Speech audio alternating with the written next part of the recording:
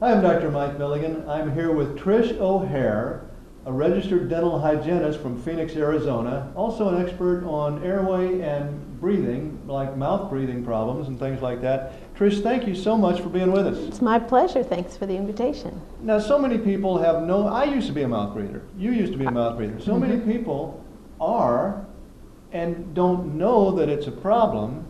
Tell us some of the problems with breathing through your mouth instead of your nose. Well, there are lots of problems, as you and I both know. It'll first of all dry your mouth out. You can have bad breath. Some things that people don't know is that it actually reduces how much oxygen reaches your brain and your muscles.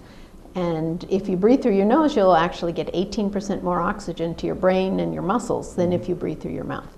Also, the mouth doesn't filter anything, so if you're having problems with allergy, and if there's viruses around, you're going to breathe those right into your lungs directly if you breathe through your mouth. You won't get any filtration. Sure.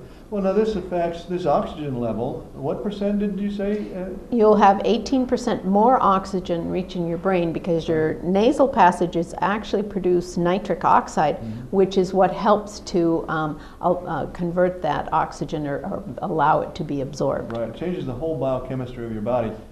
So this affects your brain, your muscles, really every organ in your body. It really does, because when you're breathing through your mouth, your whole body is oxygen deprived. And if you think of small children, they need oxygen for brain development, and they need oxygen for getting a good night's sleep. Otherwise, they may sleep 10 hours straight, but they're not in a regenerative level of sleep. So they're going to wake up completely exhausted and What about adults? What does it do for them? For adults, they actually have a restless time sleeping and often waking up several times during the night. For me, I noticed that and didn't know it was the mouth breathing, and I bought 3 new mattresses, always taking one back because nothing changed how I was sleeping until I actually closed my mouth and started breathing through my nose, and then I didn't need a new mattress. I slept just fine. And then, of course, if you don't get your rest, it affects your whole day. Yes, and for kids, it affects how well they do in school. They become tired during the day. Their behavior problems that come up. For adults, they can be fatigued and go for that coffee and a piece of chocolate at 3 in the afternoon because they're just exhausted. So those are some of the signs. Well, why do people breathe through their mouth instead of their nose? How does this start? That's such a good question, because we're born to be nasal breathers, and infants, when they're born, can actually breathe through their nose and swallow at the same time. So there's not a problem there. But usually what happens are habits that can cause you to switch from nose breathing to mouth breathing. Thumb sucking, it pushes the tongue down, not necessarily that you're going to be an open mouth breather, but for infants who are tongue-tied, that's going to push them down. And when the tongue doesn't go up to the roof of the mouth, it makes swallowing difficult, and that then leads to the mouth breathing. Having allergies, asthma, a cold. For me, I remember back that I had a bad case of bronchitis, and I was so stuffed up I couldn't breathe. And after that, I always had to have water by my bed because I would wake up in the night with a very dry throat because of the mouth breathing. Well, the other thing is, if you do the mouth breathing and your adenoids and tonsils begin to swell, you get allergies, then it's a cycle. It's a vicious cycle, right? And then if you don't know you're supposed to breathe through your nose, you just get in the habit then of breathing through your mouth. And then you believe that it's impossible to breathe through your nose because you've always been breathing through your mouth. My older brother was a mouth breather his whole life, and no one ever even suggested that he should close his mouth and breathe through his nose. It was just, oh, he's a mouth breather, and people accepted it as normal, which it really isn't now. Changes your whole dentition, your arches get smaller, you get crowded teeth. So what do you do about it? Well, before I go to that, I want to add to what you just said about the arches. What happens when you're a mouth breather and your tongue is down and forward, you swallow differently. When your tongue's on the roof of your mouth, if you try it right now, which is where it's supposed to be. Exactly, when you swallow right now, the tongue pushes.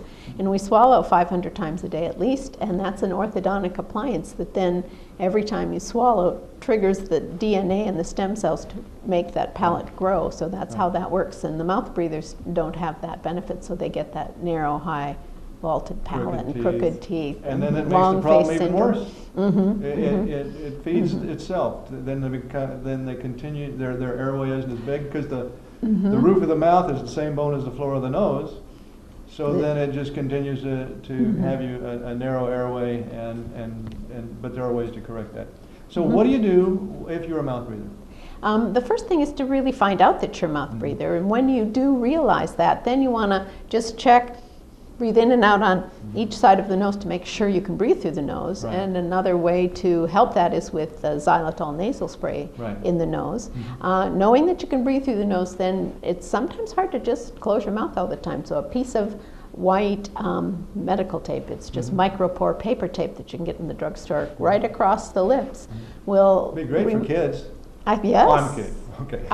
I think every child in the back seat should have it. But you're right. In the car, yeah. Yeah, exactly. But so it was surprising to me to learn that actually all of the major airway educators and all actually have people tape their mouth closed, so that if you want to breathe through your nose, breathe through your nose. If your mouth's taped shut, you have to breathe through your nose. And what it does when the mouth is taped shut, it sends a different signal to the brain, because then they're breathing in and out through their nose, and that slows the inhale and exhale, and the brain goes, oh, they're at the right pace now, I don't need to plug the nose up, because when they're breathing through their mouth too quickly in and out, the brain is trying to slow the breathing down, but thinks they're exhaling through their nose, and it's not. Right. Two different respiratory centers in the brain. One recognizes nose versus mouth, but the other doesn't, and triggers the goblet cells to send more mucus, and that plugs the nose up. So the mouth breathing does actually keep that cycle going of plugging the nose up and congesting the person. You've mentioned two things. You mentioned a xylitol nasal spray to keep your nasal passages open, and you mentioned taping your mouth closed and first being aware of it all. What else? Another good thing is to connect with your dental office and a myofunctional therapist if you can, to learn some exercises, because that tongue isn't very strong. It's been down and it needs to be up on the roof of the mouth. So that'll take some practice and some time, but just like any body part, if you haven't been using it enough, by the time you do some exercises and retrain it, it doesn't take long, and it's easy then to keep the tongue to the roof of the mouth. So they can Google orofacial myologist. Okay. That's a good way, and to go to the dental, ask your dentist and hygienist if they know. Okay. What if you just can't breathe through your nose? I mean, tape your mouth shut, you can't breathe through, you got a problem. Big problem. So what do you do if you can't breathe through your nose? Well, first thing, don't tape your mouth if you can't breathe through your nose. Okay, so don't do that. Okay. There's a quick way that the nasal spray will help to pull fluid out of swollen tissues. And then there's another quick trick you can do by just putting your fingers on your lips, take a little breath in through your nose, a little breath out, pinch your nose, hold your breath, bob your head up and down, count to 10 or 15. When you have to take a breath, keep your finger over your lips and take that breath in through your nose.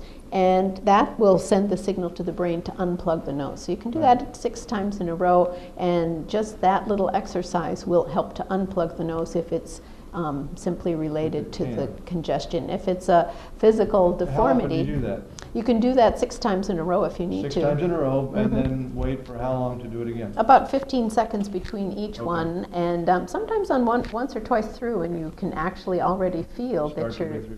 Okay, so that's a trick. If physically, mechanically, you're able to. Right. What if you can't?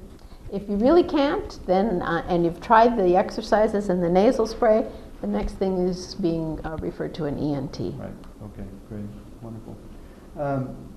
Tell me a little bit about this taping your mouth closed. At night is really, first make sure you can breathe through your nose, and then at night is a good time to do that. Right, and just doing it one night will help you realize whether or not you're a mouth breather, because if you have a good night's sleep with your mouth taped, it shows you that you weren't getting enough oxygen during the night. So it's a good test that you can do in a single night.